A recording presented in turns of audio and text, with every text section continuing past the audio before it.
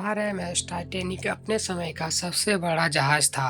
10 अप्रैल 1912 को south captain England से रवाना हुआ। 2200 से अधिक यात्रियों और क्रू के साथ इसे आधुनिक इंजीनियरिंग से विशाल सीता का शिखर माना गया। इसे अडूब कहा गया, यानी डूबने वाला नहीं। लेकिन सिर्फ 4 दिन के सफर के बाद एक त्रासदी के इसे हमेशा के लिए इतिहास में दर्ज कर दिया गया। ये कहानी है टाइटैनिक के डूबने की। 14 अप्रैल 1912 की रात टाइटैनिक अपने अटलांटिक महासागर में सफर कर रहा था। समुद्र शांत था और आसमान साफ, लेकिन जहाज का सामना एक अनदेखे खतरे से होने वाला था।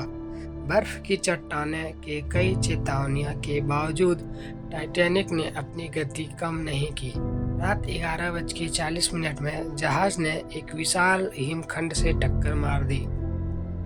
यह टक्कर इतनी खतरनाक नहीं लग रही थी, लेकिन हिमखंड ने जहाज की दाईं तरफ की कई कंपार्टमेंट को फाड़ दिया। कुछ ही मिनट में जहाज के निचले हिस्से में पानी भरने लगा। टाइटैनिक को इस तरह डिजाइन किया गया था कि अगर 4 से अधिक कंपार्टमेंट में पानी भरता है तो उसे बचाया नहीं जा सकेगा। दुर्भाग्य से 5 कंपार्टमेंट में पानी भरना शुरू हो चुका था। कप्तान एडवर्ड स्मिथ और इंजीनियर को समझ में आ गया था कि टाइटैनिक डूबना तय है। जैसा कि स्थिति गंभीर हुई, टाइटैनिक ने एसओएस संदेश भेजा गया। आसपास के जहाज़ों को संकट की सूचना दी गई, लेकिन सबसे नज़दीक का जहाज आरएमएस क्राफ्टिया टाइटैनिक से 58 मील दूर था। वहां तक पहुंचने में उसे कई घंटे लगने वाले थे। टाइटैनिक पर केवल 20 लाइफ बोट्स थी, जो लगभग 1200 लोगों को ही बचा सकती थी, जबकि जहाज पर 2200 से ज़्यादा लोग थे। पहले महिलाओं और बच्चों को लाइफ बोट्स में बिठाया जा रहा था, लेकिन जल्द ही अफरा तफरी मचने लगी। लाइफ बोट्स आधे से भी कम भरी जा रही थी, जिससे और अधिक जानें बचाई जा सकती थी। सुबह 2:20 में 15 अप्रैल को टाइटैनिक के सामने का हिस्सा पूरी तरह पानी में डूब गया।